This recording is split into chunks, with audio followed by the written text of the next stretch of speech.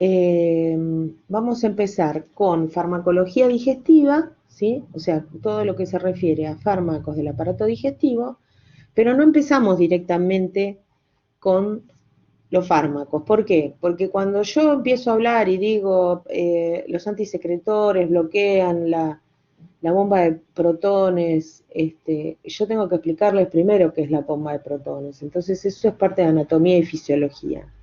Entonces hacemos siempre una primera introducción, a veces es más larga, a veces es más corta, sobre el tema, digamos, de anatomía, fisiología, fisiopatología. Bueno, entonces, vamos a iniciar. Bueno, disculpen que se corran las letras, en el original está bien, pero es así con la plataforma, como les decía hace un momento. ¿Qué es lo que constituye el tracto gastrointestinal? Digamos, lo que va a constituir, y ustedes ya lo saben, son las distintas partes, o sea, la boca, el esófago, el estómago, el intestino delgado con sus tres partes, duodeno, yeyunio e ilion, el colon, ¿sí? Y el recto. Bien, entonces, ¿qué es el tracto gastrointestinal? Es un conducto en realidad muscular que está revestido por epitelio, que está dividido en el tubo propiamente dicho, que es lo que les acabo de definir, y además está el páncreas exócrino, porque acuérdense que el páncreas tiene doble secreción, una secreción que es eh, exógena y endocrina. Entonces, el que nos interesa hoy es el exócrino, que es el que va a producir, el páncreas que va a producir el, eh, el jugo pancreático. El endocrino tiene que ver con la secreción de insulina, glucagón, somatostatina. Y también nos interesa el hígado y las vías biliares. Las vías biliares se les llama a todos los conductos que permiten que la bilis, que es una secreción del hígado, vaya desde la vesícula, que es una bolsita que retiene la bilis, hasta la ampolla de váter y que ahí se libere el jugo, digamos la bilis. Y bueno, y por el otro lado, por el conducto pancreático, el jugo pancreático. ¿Qué función cumple? La función es la digestión de alimentos, absorción de nutrientes, eliminación de desechos y una cosa muy importante que no siempre se tiene en cuenta es el equilibrio de electrolitos y de líquidos. ¿Por qué? Porque en el colon se reabsorbe agua. O sea, el agua puede pasar, digamos, se absorbe, o sea, pasa del interior, desde la luz del intestino hacia el medio interno, pero también pasa que del medio interno, después vamos a ver por mecanismos de medicamentos, puede pasar a la inversa. Pero en este caso se va yendo el agua del intestino. ¿Para qué? Para que la materia fecal se vaya secando, ¿sí? Y por el otro lado, eso tenemos que tener en cuenta para que en el caso, por ejemplo, cuando se da magnesio, lo que ocurre un proceso de ósmosis que atrae agua hacia el interior y entonces ahí se produce la diarrea por magnesio. Después lo explicamos mejor. Bueno, entonces acá estos procesos se mejoran gracias a los jugos digestivos, o sea, todas las funciones que mencionamos. A la peristalsis son los movimientos. ¿Por qué tengo que saber esto? Y porque si yo conozco el tema de la peristalsis, o sea, los movimientos del músculo liso, voy a poder entender, por ejemplo, por qué alguien vomita, ¿sí? Ahora lo vamos a explicar. Absorción de las sustancias desde la luz al torrente sanguíneo y absorción y reabsorción de agua y sales, que era lo que mencionábamos recién. Bueno, en el tracto tenemos distintas partes, el tracto gastrointestinal superior e inferior, la boca se inicia, ¿no es cierto?, la digestión con la trituración, se forma el bolo alimenticio gracias a la saliva. El esófago es un tubo de 25 centímetros, desde la faringe al estómago. está detrás de la tráquea y el corazón. Acuérdense que la tráquea está delante, por eso se puede hacer una traqueotomía a un paciente directamente de urgencia, por ejemplo, ¿sí? Si no, cortarían el esófago si estuviera delante. Conduce el alimento hacia el estómago. Esto es un punto muy importante. ¿Por qué? Porque acá lo vamos a necesitar para entender procesos posteriores. Es obvio este concepto, pero lo necesitamos para entender lo que es el reflujo, para entender lo que es la acidez, por ejemplo. Y tiene distintas capas. En general las que nos van a interesar es la mucosa y la muscular. La mucosa porque se va a ver afectada por el reflujo, y la muscular porque es la que se va a mover para los movimientos peristálticos. Con respecto al estómago, el estómago es una dilatación, ¿no es cierto? Es una forma de bolsa, de saco. Está debajo del diafragma, si se acuerdan. Hacemos un dibujito acá. Este es el diafragma que divide el tórax, vamos a ponerlo, del tórax del abdomen, ¿sí? Cuando tenemos hipo es lo que se inflama y entonces hace ese movimiento. Y entonces en el tórax tenemos el esófago y pasa a través del diafragma y entonces se forma, acá es donde está el estómago. Todo con muy buena voluntad, ¿no es cierto? El estómago es hasta acá, después con forma de C es el duodeno. ¿Sí? Bien. Bueno, las distintas partes del estómago, que ahora lo vamos a ver. Los esfínteres, tiene dos esfínteres, el estómago, uno acá. O sea, ¿qué es un esfínter? Es un anillo muscular que cierra y abre. Y otro acá, este es el esfínter esofágico inferior.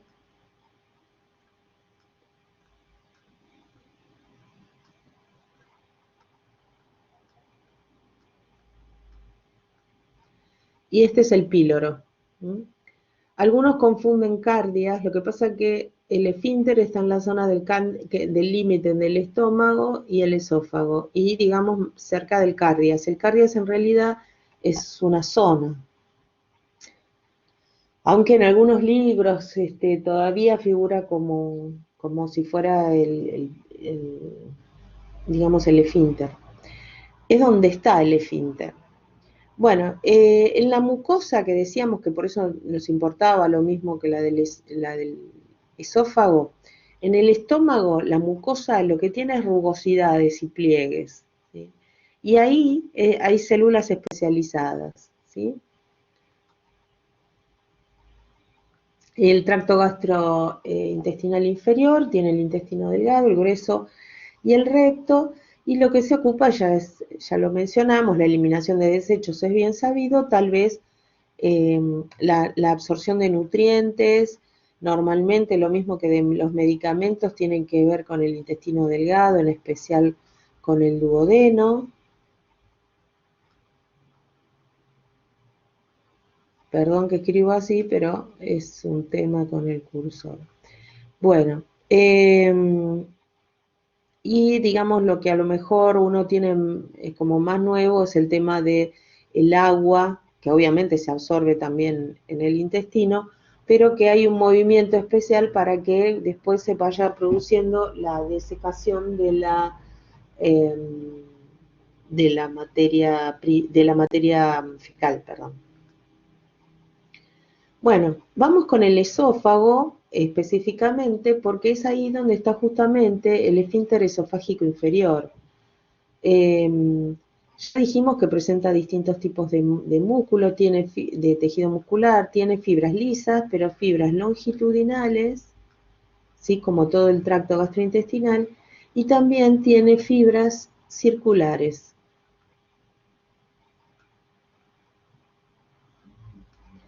Entonces, ¿qué pasa?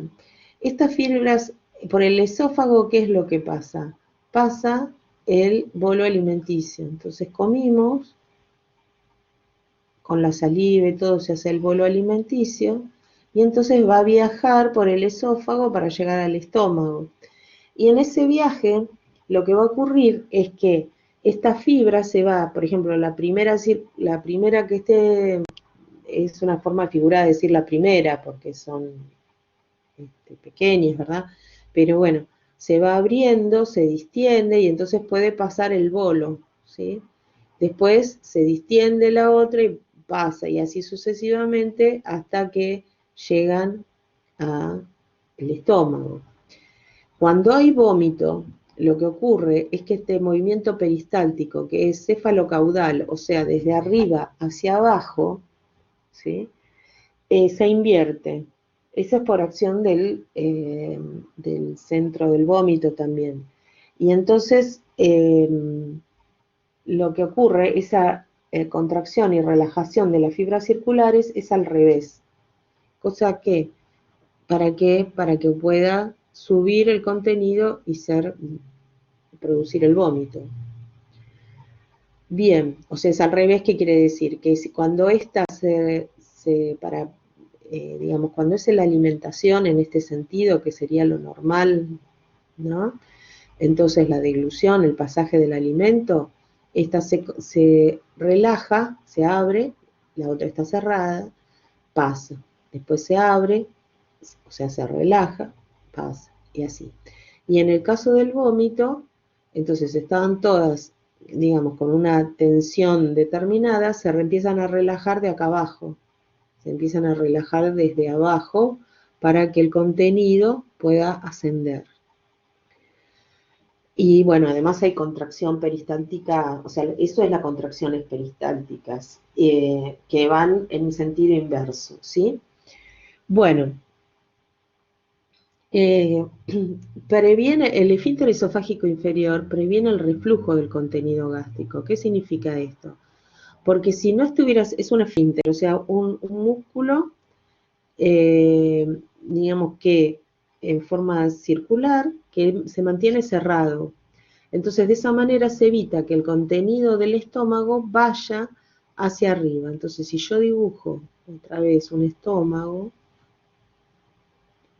todo con muy buena voluntad, acá está el esfínter en esta zona. Entonces, si permanece cerrado ya el contenido gástrico, ¿qué va a pasar? No va a poder subir, se va a quedar ahí.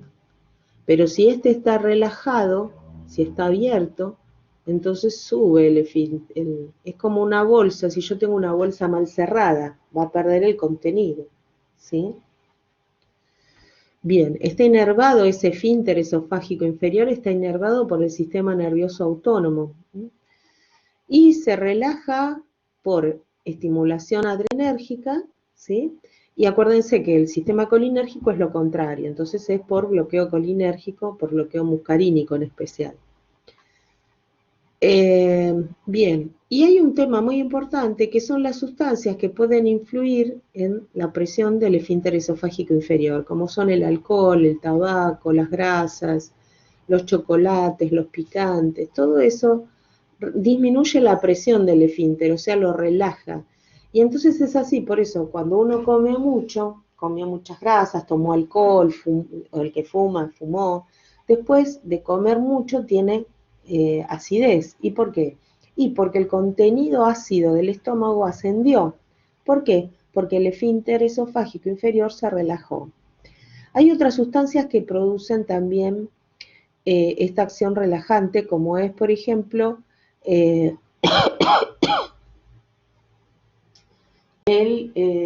la progesterona en la mujer embarazada.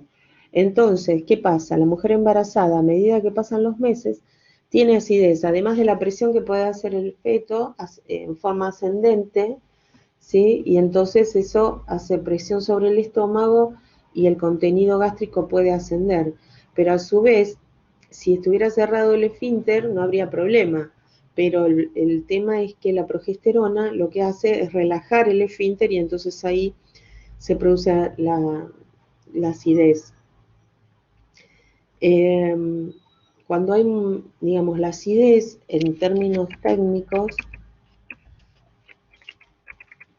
se dice pirosis. ¿Por qué pirosis? Porque piro significa fuego.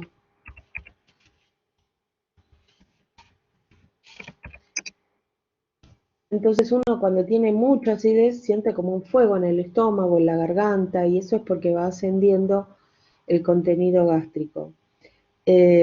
Acuérdense, pirotecnia, ¿sí? Acuérdense los fuegos artificiales, ¿no? Eh, Piromaníaco, el que enciende fuego todo porque tiene una enfermedad psiquiátrica, ¿no? Pero entonces pirosis es lo mismo que decir acidez, solo que acidez es un término coloquial y pirosis es un término técnico médico. Bien. La pirosis es resultado del reflujo. En cuanto al estómago, ven, acá está el esfínter esofágico inferior, ven. Bueno, acá sería la zona del cardias, esta parte de acá. Este se llama fundus, uno pensaría que fundus sería otra más lejos, pero no, el fundus es por justo la parte donde da la vuelta. Yo les aclaro, no se les va a tomar todo lo que es anatomía, ¿sí? Pero tienen que tener una idea ustedes. ¿Para qué? Para poder interpretar y usar bien las palabras cuando usan mecanismos de acción. Bueno, acá la mucosa gástrica tiene estas entradas, ¿sí? Estas curvas, como decía en la parte, una parte anterior, ¿sí? O estas, acá lo tenían ustedes que, rugosidades, pliegues, ¿sí? Entonces, estos son los pliegues, que acá se llegan a ver, vamos a agrandar la imagen, ven que acá se ven todos pliegues, lo llegan a ver, se ven los pliegues, y lo que hicieron fue tomar una de estas, ven que acá está remarcada, y agrandarla. Esto es histología, pero es como para que ustedes entiendan dónde están las famosas células, que son las células que tienen que ver mucho con los fármacos que vamos a mencionar. Entonces, en estos pliegues están los que se llaman, o le llaman a cada pliegue glándula. ¿Por qué glándula? Porque glándula es una parte que secreta. Y bueno, estas células que tienen esas glándulas, o sea, esos pliegues, son secretoras. Están las células mucosas, las células parietales u oxínticas, que son las que producen el ácido clorhídrico. Estas son fundamentales, ¿sí? ¿Por qué? Porque esto viene a ser un signo de exclamación, porque después sobre esto va a actuar los antisecretores. ¿Sí? ¿Ven por qué necesito saber esto? Para poder entender después lo demás. Y las células principales o pépticas, que son las que se llaman pépticas, la iniciación de la palabra, porque producen pepsinógeno, que después con el medio ácido del estómago se van a transformar en pepsina, ¿sí? Acá tienen las distintas capas, pero no, digamos, lo que más importa es la mucosa, y después esto, ¿ven? La capa músculo-circular, ¿ven lo que hablábamos antes? Y el músculo longitudinal, que gracias a estos músculos se realizan los movimientos peristálticos. Bueno, acá otra vez tenemos otras imágenes. Y acá vemos la histología, ¿no es cierto? La histología, lo que habíamos mencionado antes, los distintos tipos de células que ya los mencionamos. ¿Y qué hacían las mucosas, las células mucosas, que eso sí no lo dije? Bueno, las células mucosas lo que hacen es producir moco y bicarbonato, pero son mucosas, ¿sí? Porque producen un mucílago. ¿Y para qué es ese mucílago? Y para proteger a la mucosa del medio ácido. Porque fíjense, vamos de nuevo a la anterior. Estas glándulas, o sea, estos pliegues, se llaman glándulas porque producen, sus células secretan sustancias. Y entonces, estas de acá, las glándulas parietales oxínticas, secretan el ácido clorhídrico. Y el ácido clorhídrico va a ir ascendiendo por acá y va a ir acá, ¿sí? O sea que acá va a haber, ¿qué cosa? Ácido clorhídrico. Y el ácido clorhídrico está en una concentración alta. El pH es bajo, o sea, con un pH de 1,5, 2, puede llegar a 1 también. Entonces, con ese pH quemo cualquier cosa. Entonces, ¿qué hace el organismo para defenderse de esto? En la parte superior de esa glándula, de ese pliegue, tiene las células mucosas. Las células mucosas son estas, que van a producir moco y bicarbonato. Entonces, lo que van a hacer, como están más arriba, van a proteger con una capa de moco y bicarbonato para neutralizar un poco el clorhídrico. Pero hay un predominio de clorhídrico. Entonces, en esta parte, en esta área, el pH pasa a ser 7, el pH. ¿Sí? Pero más acá es 2. ¿Por qué? Porque siguió saliendo clorhídrico. ¿Se entiende? Entonces, las células mucosas, que están más arriba del pliegue, más arriba de la glándula, lo que van a producir es moco y bicarbonato. Entonces, liberan ese moco y bicarbonato, hacen una película protectora sobre la mucosa. Por eso, cuando estudian, no sé si después en algún momento, no me acuerdo si hay alguna imagen de un estudio, pero si alguno tiene alguna endoscopía así de estómago y eso, van a ver que brilla la mucosa. ¿Y por qué brilla? Por eso, por el moco. ¿Mm? Bien. Lo mismo, bueno, es lo mismo que mirarse a la parte interna de la boca. Todas las mucosas brillan. Bueno, porque es, digamos, un epitelio protector. En el estómago brilla todavía más por el moco. Bueno, seguimos entonces. Acá entonces el moco más enzimas van produciendo los jugos gástricos. O sea, acá tengo moco, tengo el clorhídrico, tengo la pepsina, o sea, el pepsinógeno que se transformó en pepsina, forman el jugo gástrico, ¿sí? Que va a ayudar a la digestión. Bien, estas son las células, vamos a empezar a describir las células parietales succínticas, tienen forma de pirámide. Bueno, esto está en portugués, pero, o sea, tienen el núcleo, y lo importante de esto es que tiene canalículos, tiene una invaginación con canalículos, ¿sí? Todo esto son canalículos. Y entonces, fíjense que tiene muchas mitocondrias. ¿Y por qué tiene tantas mitocondrias? Porque necesita mucho de ATP. ¿Por qué? Porque en el interior de estos canalículos está lo que se llama la bomba protón-potasio ATPasa.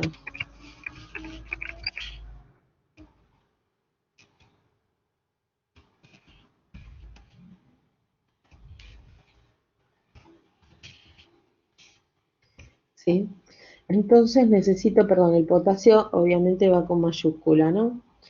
Y entonces va produciendo clorhídrico y lo va eliminando, ven, se produce la secreción. Bien, esto tengo que tener la idea, que se produce el clorhídrico en la célula parietal oxíntica, que está en los canalículos. ¿Por qué tengo que saber de los canalículos? Ustedes me dirán, a mí qué me importa. Ya sé que producen. Bueno, porque acá están las bombas de protones. Entonces, o sea, en esos canalículos está lleno de bombas de protones. Entonces, después yo ahí voy a saber que si estas son las bombas de protones, cuando le doy un antisecretor que bloquea estas bombas es donde van a actuar. Por eso les muestro estos puntos, ¿sí? La célula principal o péptica es la que produce el pepsinógeno. Entonces, el pepsinógeno es una proteína Y entonces fíjense que tiene el retículo endoplásmico rugoso un montón, ¿eh? Y estos son los gránulos que van liberando. Bien, seguimos.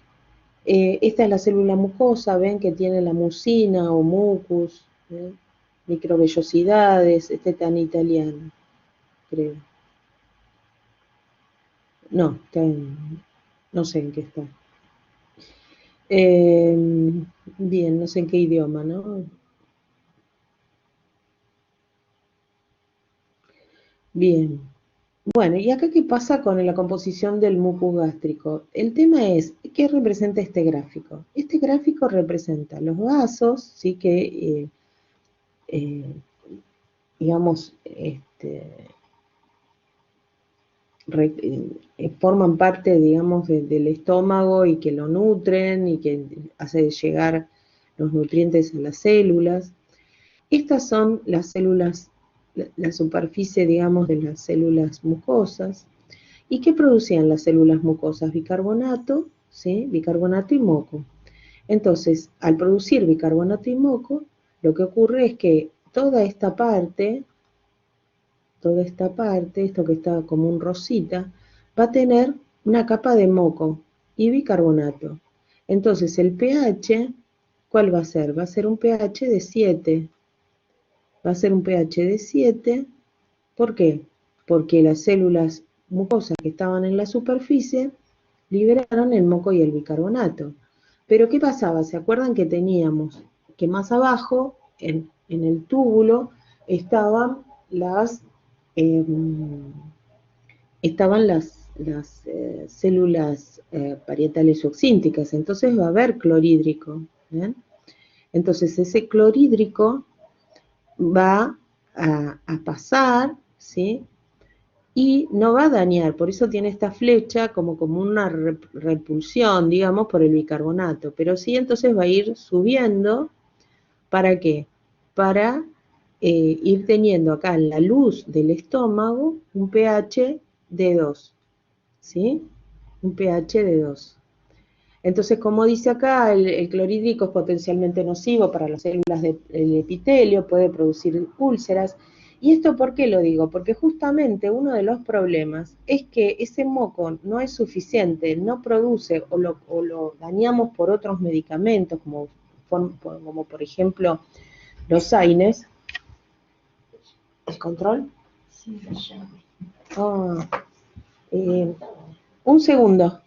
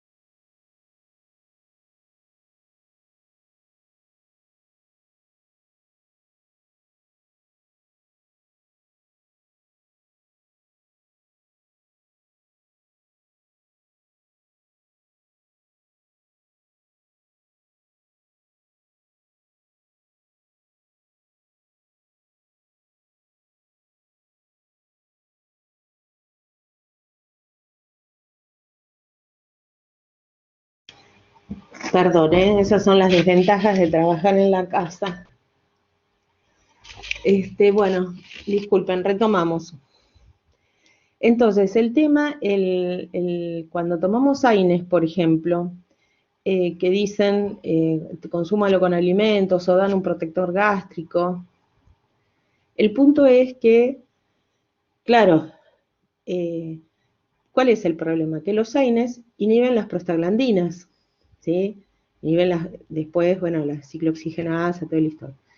Pero las prostaglandinas tienen un efecto protector. ¿Y cuál es el efecto protector? Porque estimulan la secreción de moco y bicarbonato.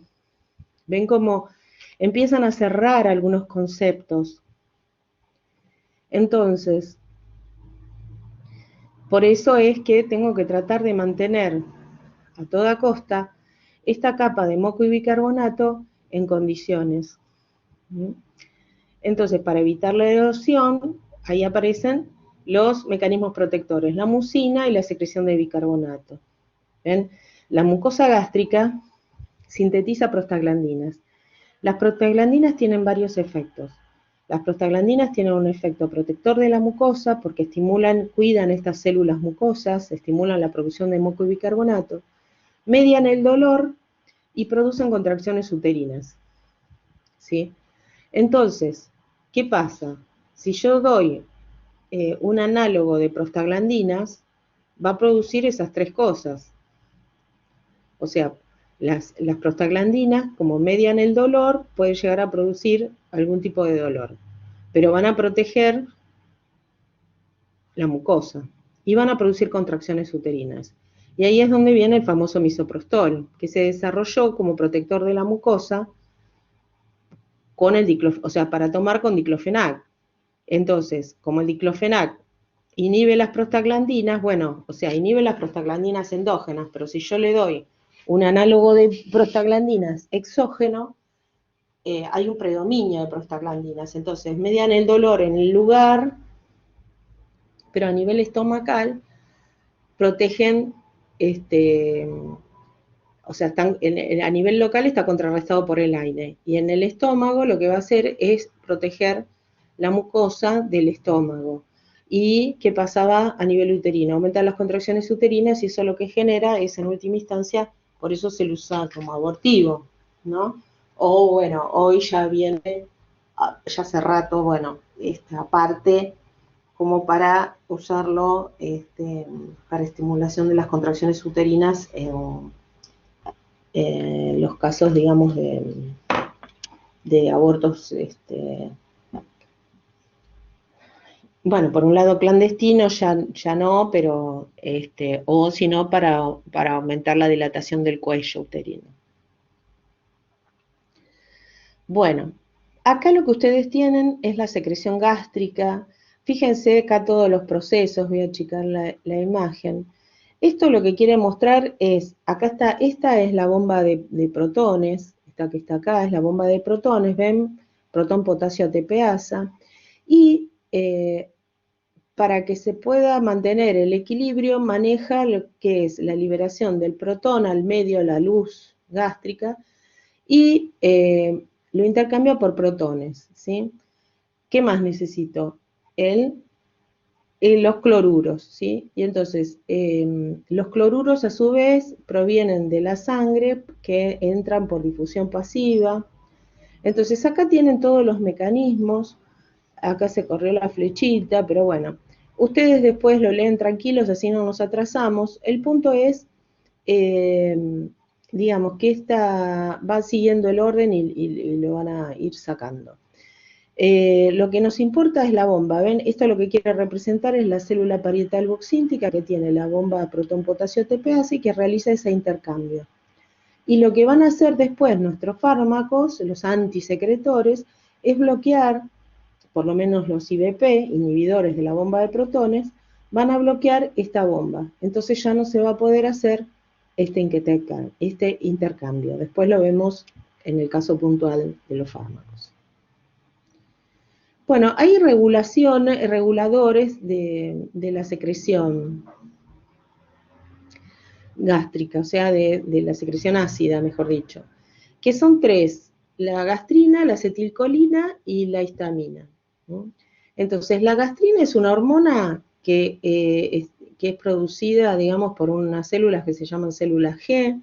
La acetilcolina es el neurotransmisor, que ya ustedes conocen mucho de fármaco 1, y la histamina, que es un mediador local, ¿sí? O sea, un mediador es lo que se llama hormona local, mejor dicho. Ahora vamos a ver, todos estos estimulan la secreción ácida, son estimulantes. Entonces, justamente, bueno, la gastrina, ven que dice es una hormona peptídica, tiene unos pocos aminoácidos, es un péptido, está sintetizada por las células G, son unas células endocrinas que están ubicadas en distintas partes del estómago, estimula la secreción de ácido, ven que dice que hay receptores a la gastrina, bueno, estimula indirectamente la liberación de pepsinógeno, y bueno, el calcio, los péptidos, la leche pueden aumentar la liberación. ¿Por qué la mencionamos la gastrina? Porque habitualmente puede haber lo que se llama hipergastrinemia.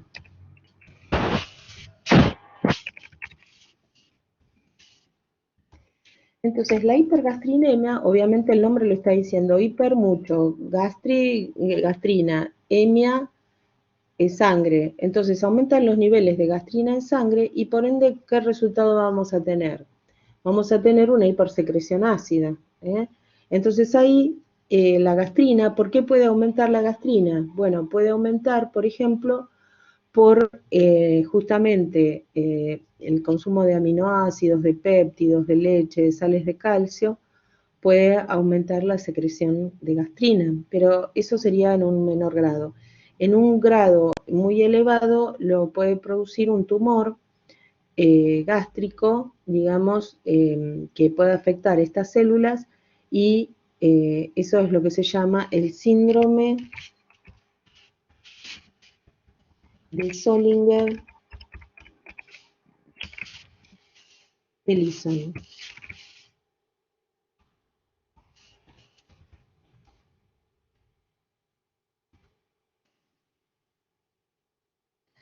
Estoy en duda si va con una sola L o con dos Ellison, pero bueno, es lo de menos. Bueno, después tenemos la acetilcolina, que como dijimos, ustedes la conocen muy bien de fármaco 1, neurotransmisor, liberado por las células postganglionares, vagales, y justamente estimula los receptores muscarínicos, porque al unirse a los receptores muscarínicos de las células parietales oxínticas, estimula la liberación de clorhídrico.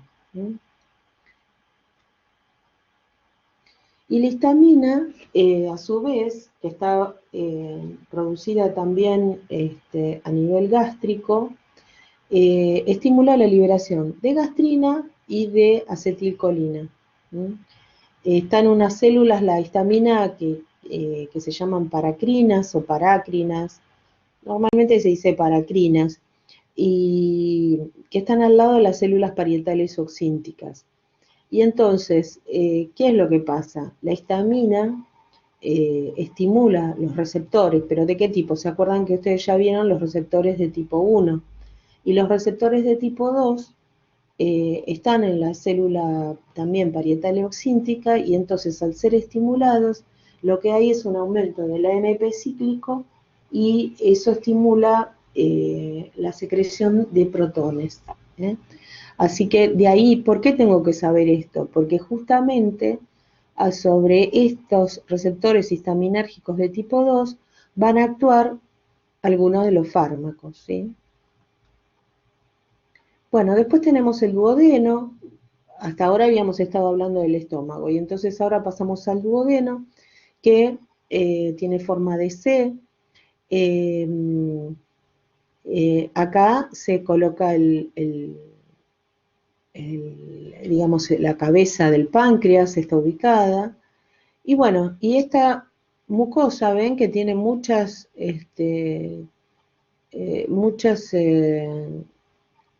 pliegues y tiene microvellosidades a su vez. ¿Se acuerdan? Seguramente eso lo vieron, que hace muchos pliegues. Eso aumenta a nivel ya microscópico, ¿no? Los pliegues son macroscópicos, se pueden ver, pero después a su vez esos pliegues tienen las microvellosidades, entonces hay una máxima absorción. Eso es muy importante, la máxima absorción, porque justamente es el órgano, el duodeno, donde se produce la absorción de la mayoría de los fármacos. y de los alimentos a su vez.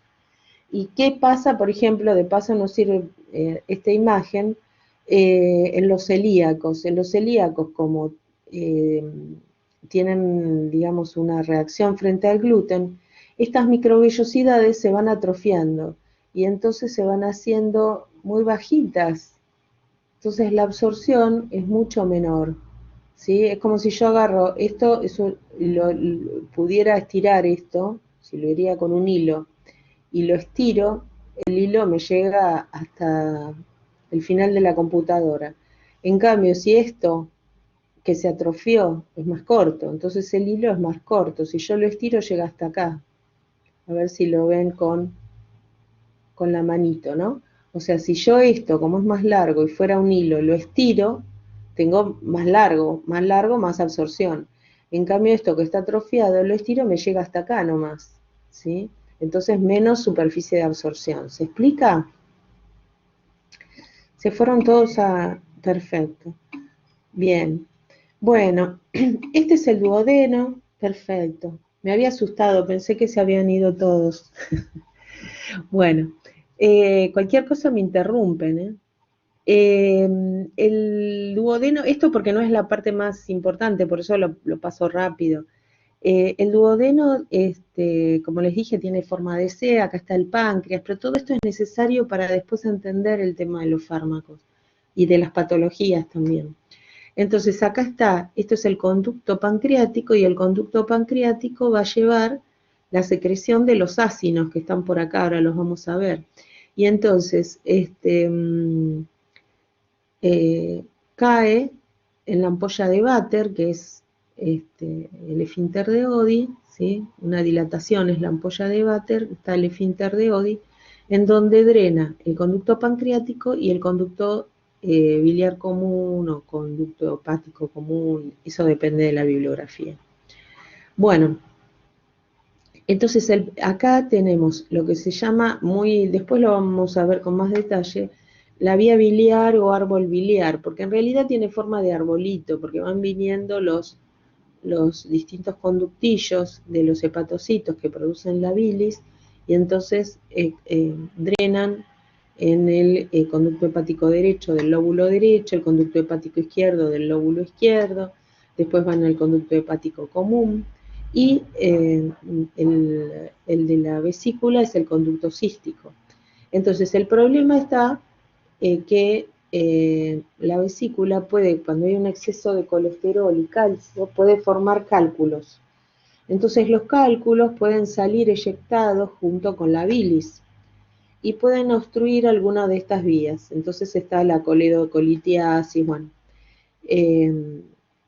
Y por ahí un cálculo va por acá y obstruye esta zona, obstruye la salida, obstruye el esfínter de Oddi. Entonces, como en este lugar es donde también drena el conducto pancreático, lo que puede pasar es que el jugo pancreático quede dentro del páncreas. ¿Y qué tiene el jugo pancreático? Pancreatina, o sea, una enzima proteolítica, lipasa, una enzima de estructura de lípidos, amilasas, pH alcalino. Entonces todo esto va dañando el páncreas y produce lo que se llama la pancreatitis. En una época era mortal, alguien con pancreatitis hace muchos años no se salvaba. Hoy gracias a, salvo honrosas excepciones, ¿no? Gracias ya hace rato, ya hace muchos años que se salva a la gente, ¿por qué? Porque, bueno, empiezan a aumentar las enzimas, empieza a aumentar un montón de cosas y esto se puede sacar por medio de, de las operaciones, bueno, perdón, se me fue el término de la cabeza, la paroscopía, perdón. Se puede eliminar el calculito que obstruyó con la paroscopía, y entonces es mucho más fácil. Bien, seguimos. Acá tienen otro diseño, tal vez para verlo un poquito más claro, después lo miran. Acá está el páncreas otra vez con el conducto pancreático. Acuérdense que el páncreas tiene dos tipos de secreciones, endocrina y exócrina. La exócrina es la que está relacionada con el jugo pancreático. ¿Por qué? Porque sale al tubo digestivo y en última instancia el tubo digestivo tiene contacto con el exterior, mientras que la secreción endocrina corresponde que va a circular siempre por sangre, que es la insulina, el glucagón y la somatostatina, que son producidas por las distintas células de los islotes de Langerhans. Bueno, acá tienen el acino pancreático, que son distintos tipos de células bien piramidales que van produciendo y almacenando el jugo pancreático. Es un medio alcalino, enzimas de distintos tipos. Bien. Bueno, y acá tenemos las patologías del aparato digestivo, que son, por ejemplo, la hernia hiatal, el reflujo gastroesofágico, ahora vamos viendo cada una. Con respecto a la hernia hiatal, bueno, se los nombre primero así, reflujo gastroesofágico, algo ya mencionamos, gastritis, úlcera péptica, que el término péptico se refiere a digestivo, ¿no? Entonces incluye la gástrica y la duodenal. Normalmente son las úlceras típicas, o sea, hay úlceras gástricas, duodenales y también hay esofágicas, pero bueno, diarrea, dispepsia, la dispepsia es alteración, pepsia, digestión. Entonces, alteración en la digestión. Diverticulosis, diverticulitis. ¿Esto qué es los divertículos? Bueno, son pequeñas bolsas que se forman en el colon y entonces eso por una fragilidad en la celular, pared celular, perdón, no confundan, en la pared, digamos, de lo que es la mucosa, esas células tienen una cierta fragilidad y entonces se hacen como invaginaciones, se mandan para adentro, hacen como bolsitas, ahora lo vamos a ver, y entonces ahí dentro de esas bolsitas se acumula restos de materia fecal, fibras, y eso después se fermenta, inflama, y bueno. El tema es cuando se tienen las bolsitas, es de diverticulosis. Y una vez que se tienen las bolsitas, eso ya no vuelve para atrás. Lo que hay que tratar de evitar es que se sigan desarrollando. Y la diverticulitis es cuando esas bolsitas están inflamadas. O sea, los pacientes pueden estar, una vez que tienen el diagnóstico, es diagnóstico de diverticulosis. Lo que pasa es que cuando se inflaman es diverticulitis y es cuando están con dolor, con inflamación, con diarreas, en fin. El estreñimiento es la constipación, es cuando no se puede evacuar el intestino en forma regular. Eso lo vamos a ver también más adelante. Acuérdense que, o sea, ¿qué se considera normal? Normal es lo que para cada uno es normal, porque depende del largo del intestino, también obviamente de la alimentación, y no necesariamente todo el mundo tiene que evacuar una vez por día. Es normal para el que evacúa una vez por día, pero otras personas es normal evacuar 2 veces o a lo mejor día por medio, porque depende de los movimientos peristálticos, de la alimentación, eso lo vamos a charlar después. Bueno, las náuseas y los vómitos ya comentamos que tienen que ver también con el centro del vómito a nivel del sistema nervioso central. Claro, sí, se desaconseja el uso de hojas verdes en los divertículos, por eso la gente dice tengo divertículos, porque el término técnico es diverticulosis. Tener divertículos es tener las bolsitas estas. Ahora vamos a ver alguna imagen. Y diverticulitis es, como les decía, cuando se inflama. ¿Y por qué se inflama? Por las fibras justamente de las hojas verdes. Entonces los pacientes, claro, después, viste, cuando te dicen, no, por ahí no comés nunca hoja verde, pero después te dicen no podés comer y mirás la lechuga, la selga con un amor. Entonces, eso es lo que suele pasar, ¿no? O sustancias inflamantes, como, bueno, ahora igual vamos a entrar. Bueno, el síndrome de colon irritable es un síndrome, acuérdense que el término síndrome, ¿qué es? No sé si alguno está en clínica también conmigo. El síndrome es el conjunto de signos y síntomas.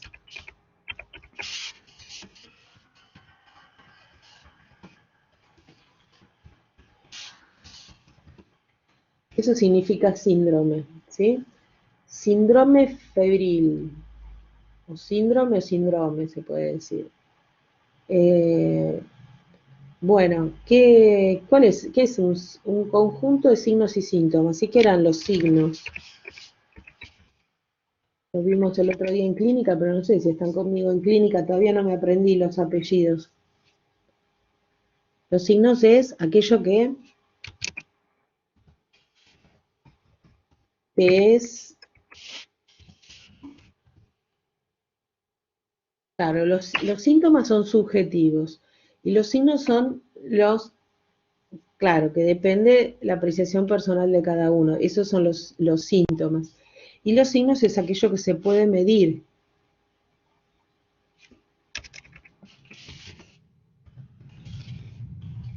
Medir, cuantificar. ¿Qué significa? Que eso no es subjetivo, el signo es objetivo. Ejemplo, la fiebre, la presión arterial.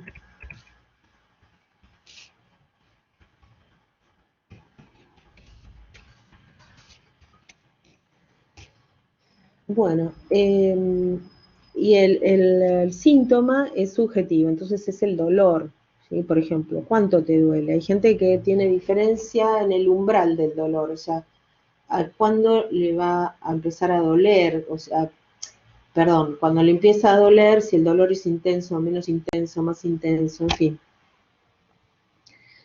fin. Bueno, así que síndrome quiere decir que hay distintos tipos de signos y síntomas. Hay dolor, por eso es un síntoma. Y también hay algo que es, por ejemplo, que pasan de diarrea a constipación. Eso es un signo, porque la diarrea es diarrea, la constipación es constipación. Puede tener más o menos intensidad, pero la diarrea es cuando es materia fecal fluida, ¿sí? Eh, y la constipación es cuando es firme y la materia fecal es firme y además se produce una dificultad en la evacuación, ¿no? Bueno, hemorroides, que es la salida la hernia hiatal, me salteé. La hernia hiatal la tienen acá, que igual ahora la vamos a ver, pero vamos a agrandar un poquito. Es un problema que puede ser genético o puede aparecer, que hay una protrusión, o sea, una salida, protrusión significa salida hacia afuera.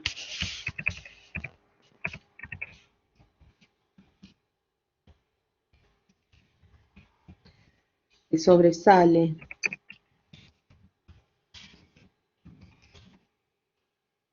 Bueno, y esto es o sea, este es el diafragma, ¿ven? Este es el diafragma, y entonces sobresale la parte del estómago, eso se llama hernia, porque es lo mismo que las hernias, por ejemplo, inguinales que le suelen pasar a los bebés, o abdominales, o umbilicales también a los bebés, por esfuerzo de llorar. Entonces, es como que sale hacia afuera una porción de algo. En este caso, la hernia hiatal es del estómago, la hernia umbilical es del intestino, lo que sale hacia afuera se abre la pared abdominal, los músculos, y entonces sale un poquito hacia afuera lo que es intestinal y ahí aparece el globito, digamos. Eh, Eso depende de la magnitud, se puede mejorar solo o hay que operar. Y después las hemorroides son protrusiones también, o sea, la hemorroide es una vena dilatada. Entonces, acá lo que ocurre es que las venas hemorroidales, los que cursaron técnica se tienen que haber acordado que lo estudiaron para ver supositorios. Estas son venas hemorroidales, que hay más, o sea, inferiores y superiores, y las superiores permiten la absorción a toda la circulación, o sea, porque está todo irrigado, no solo hay venas, sino también hay arterias, ¿no? Entonces toda la parte de, digamos, circulatoria más arriba. Y acá las venas se dilatan, estas serían las venas. Cuando hay dilatación de una vena, entonces es un hemorroide. ¿Sí? Y puede ser internas, esto es en la parte del recto ya. o externas. Entonces las externas son palpables. Las internas a veces pueden ser tan intensas que pueden salir un poco hacia afuera, pero en general son externas. Entonces, esto justamente, la presión para evacuar, la fuerza para evacuar, el comer picantes y demás, hace que esto se inflame más y moleste terriblemente. En las mujeres embarazadas también por la presión del bebé sobre la parte, digamos, pélvica. Entonces acá es donde lo que se opera es que, bueno, esto lo sacan, lo cauterizan y, bueno, igual no es fácil porque después hay que evacuar y entonces está todo, digamos, muy sensible. Por lo menos es lo que cuentan los que se tuvieron que operar. Por eso es tan importante la evacuación normal, tratar de comer fibras, en fin, no comer picantes, caminar, tomar mucha agua. Bueno, el síndrome de colon irritable ya dijimos que es un proceso donde el paciente tiene dolores, cólicos. Cólicos es ese dolor intenso que te dobla por la mitad, y que puede estar con constipación, un periodo de constipación y otro periodo de diarrea. El síndrome de Zollinger-Ellison, lo escribí bien, ¿sí? Está relacionado con un tumor en las células parácrinas, las células G, que producen hipersecreción de gastrina, y eso se puede revertir porque creo que no es maligno. Y se toman antisecretores en dosis altas, ahora lo vamos a ver. Y bueno, la enfermedad inflamatoria intestinal es una enfermedad autoinmune, donde se produce justamente un proceso inflamatorio. Lo que se está viendo en los últimos años, que la mayoría de las enfermedades en realidad son todos procesos inflamatorios. Todos procesos inflamatorios. Entonces lo que se inflama son distintas partes. Y acá el tema es que se incluyen también la enfermedad de Crohn. O sea, hay otras enfermedades inflamatorias, enfermedades intestinales, digo, ¿no? Enfermedad de Crohn. Y la enfermedad de Crohn. Y hay otra más que se me fue el nombre ahora, disculpen, pero ya me voy a acordar. Bueno, seguimos.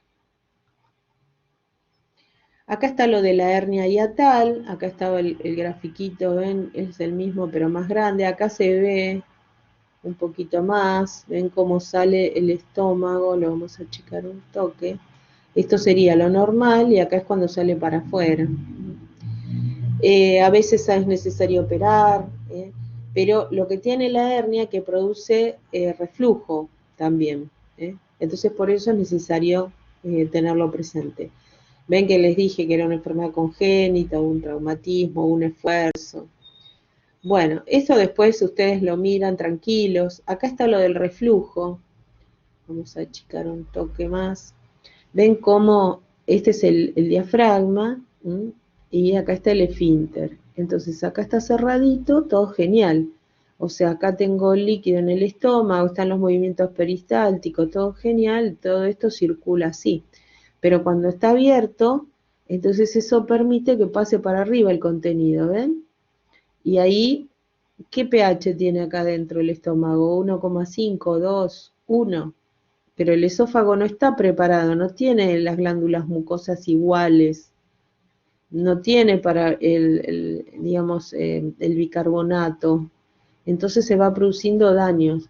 Y acá les dice, ¿ven? Eso es el reflujo, es una incompetencia, o sea, no está haciendo bien, es un incompetente este esfínter esofágico inferior, no cumple con su trabajo. ¿Vieron cuando dicen es poco eficiente, es un incompetente? No sé si escucharon alguna vez, alguien que no cumple con su trabajo, a eso se refiere la incompetencia. Y cuantas veces pase el contenido gástrico arriba, es lo que va a dañar. Primero va a producir una esofagitis, por ejemplo, y finalmente va a producir una úlcera esofágica, ¿sí? Lo que tienen las úlceras esofágicas sangrantes es que el paciente puede vomitar. Cuando el paciente vomita la sangre roja, es que es una úlcera esofágica, porque quiere decir que no estuvo tanto en contacto con el ácido clorhídrico.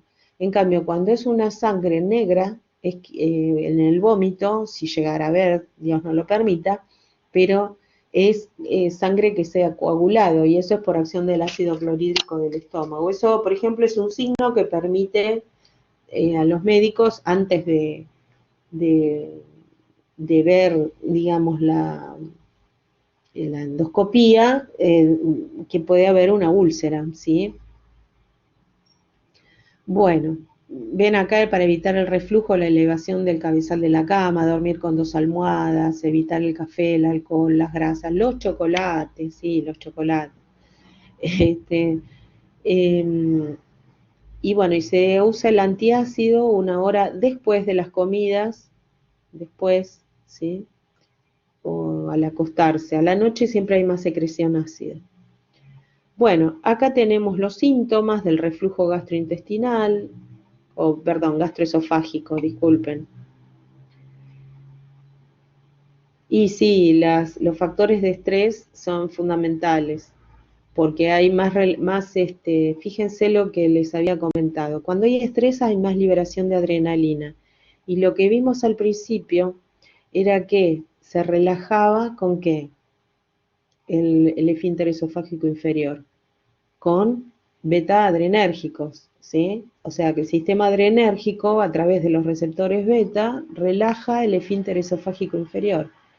Y el estrés, la adrenalina, la noradrenalina, tiene efecto alfa y beta. Entonces eso hace que se relaje el esfínter. Así es. ¿Ven por qué hay que saber, digamos, cuando estudian, tienen que preguntarse, ¿por qué? ¿Dónde? ¿Cuándo? Primero, ¿dónde? ¿Dónde? Entonces ahí la anatomía. Después, ¿por qué? ¿Por qué te va a dar, por ejemplo, la fisiología? Te va a dar muchos por qué, como en este caso. ¿eh? Em, ¿Dónde? ¿Cuándo? ¿Sí? ¿Por qué? ¿Cómo se soluciona? Entonces, estas preguntas cuando estás estudiando va a hacer que vos te vayas fijando, a ver, ¿dónde ocurre el reflujo gastroesofágico? Y el nombre te lo está diciendo, gastroesofágico. Por eso hay que analizar también las palabras entre el esófago y el estómago. ¿Dónde? Bien. ¿Cómo ocurre? ¿Y por qué o por qué ocurre? Por la relajación del esfínter esofágico inferior. Bien. Y así, ¿cuándo ocurre? Y puede ser a la noche, porque hay más secreción de ácido clorhídrico. Puede ser a la noche porque en general la gente come más de noche si trabaja todo el día. También pasa. En fin, uno va buscando, ¿ven? Dice, más por la noche, disminuye el tono, o sea, el reflujo se da más por la noche, por la indigestión, cuando hay dolor pectoral. El dolor pectoral es en el pecho, eso pectoral, ¿sí? Y eso a veces la gente se confunde y dice, ay, tengo un dolor, me está agarrando un infarto. El del infarto es lo que se llama pata de elefante. Eh, la gente que lo ha sentido, las descripciones, es que es como que te pisa un elefante el dolor, o sea, terrible, ¿sí? Pata de elefante. Entonces, y que es así, bien bastante amplio, la pata de un elefante es bastante redondita y te cubre todo el pecho casi, ¿no? Y orientada hacia el lado izquierdo. Pero bueno, cuando se tiene un dolor pectoral muchas veces es por el reflujo. Bueno, es preferible, ante la duda, más vale que hay que ir a hacerse ver. Si tenés un dolor en el pecho, puede ser por el reflujo. Entonces, ante la duda, si es muy intenso, porque ya dijimos que los umbrales del dolor varían, hay que ir a hacerse ver. Más vale que después que te digan, no, quédese tranquilo, es un reflujo. Bueno, maravilloso, menos mal, porque lo arreglás más fácil. Y no te vas a morir de un reflujo, digamos. En cambio, de un infarto, sí. Bueno, la pesadez estomacal, sensación de quemazón en la boca del estómago, por esto que decíamos, pirosis, piro, fuego, quema, tenés la sensación de quema. Después irradia hacia arriba, ¿sí? Ocasionalmente dolor de garganta, yo doy fe, he tenido un periodo que tenía mucha acidez por unos medicamentos que tenía que tomar, y la verdad que tosía y tosía y tosía, y aún hoy a veces tengo, y yo decía, fui a un neumonólogo pensando que era un problema pulmonar o un problema bronquial. No, es la acidez. Y a veces genera tos. Bueno, sabor ácido en la boca, regurgitación del fluido, por ejemplo, al acostarse, al flexionarse. Bueno, esto que decíamos, comer en exceso favorece el reflujo. Bueno, acá tenemos una medio en broma, medio en serio, que es la gastritis. Hay muchos factores que pueden influir en la gastritis. Los tóxicos irritantes, los medicamentos, el estrés, los agentes infecciosos, eso se descubrió en el año 80, creo que fue más o menos. Después ustedes, al que le interesa la historia de la farmacología, lo busca. Pero fueron unos médicos que australianos, si mal no recuerdo, uno era Marshall, que, digamos, ya se conocía el Helicobacter pylori, pero con otra denominación. El Helicobacter pylori es una bacteria, acá está, Helicobacter pylori, que tiene un filamento, un flagelo en realidad, que hace como una hélice, por eso se llama Helicobacter, hace como una hélice, gira. Y con esa hélice se va metiendo y va haciendo orificios en la mucosa. Por eso está con este dibujito, por eso decía medio en serio, medio en broma, esto viene a ser el estómago. ¿Sí? Esto viene a ser el estómago, está llorando por los agujeros que le está haciendo el Helicobacter, que se puso toda una protección, ¿no es cierto? Y entonces, claro, está recontento el Helicobacter, está como quiere, ahí medio como hasta borrachito lo puse. A ver, no me acuerdo ahora cómo era. Sí, está como ahí tirado, se comió todo ya, como quiere. Entonces, ¿qué pasa? Eso es lo que produce la gastritis. Primero hay inflamación, ¿sí? Y después ya produce el daño, el orificio, la úlcera.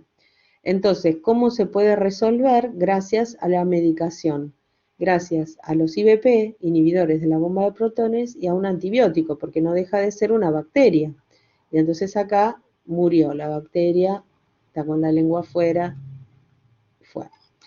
Entonces, algunas son agudas, otras son crónicas. ¿Qué es lo que causa la gastritis? La rotura de la barrera mucosa. ¿Ven? Se rompió la barrera mucosa. ¿Y por qué se rompió? Porque el Helicobacter, que en realidad es ¿sí? Es como una especie de bacilo, pero con un flagelo. Entonces lo que hace es hacer con el flagelo, según había en una bibliografía, hace una hélice y junto a las proteasas que tiene, o sea, enzimas proteolíticas, y ureasas que produce, entonces va rompiendo la mucosa y bueno, y ahí ya el ácido clorhídrico hace lo suyo, ¿no? Eh, Hay, bueno, los orígenes de la gastritis, entonces tóxicos irritantes, estrés, agentes infecciosos, los AINES, que ya explicamos, ¿no es cierto? Los AINES que inhiben las ciclooxigenasas, 1 o 2, bueno. El asunto es, inhiben las prostaglandinas en última instancia. Las prostaglandinas tienen una función protectora, o sea, median el dolor, por eso las inhibo y tengo un analgésico. Pero también tienen el efecto de producir, al realizar el cuidado de la mucosa, porque las prostaglandinas estimulan la producción de moco y bicarbonato, ¿sí? Entonces, yo me acuerdo, en una época, hace muchos años, yo trabajaba en la cátedra de farmacología de la UBA, ¿no? Y entonces hacíamos unos experimentos en unas ratitas y en ratas. Y era la época, les estoy hablando hace 30 años. Me disculpan un segundo, perdón, ¿eh?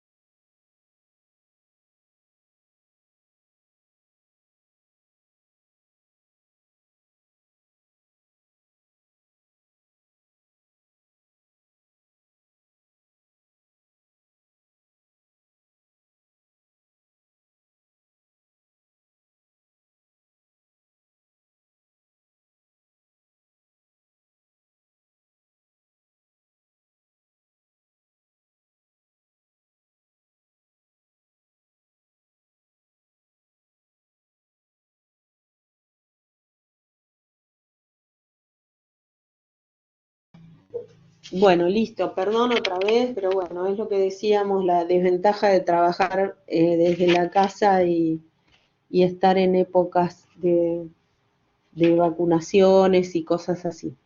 Bueno, eh, entonces,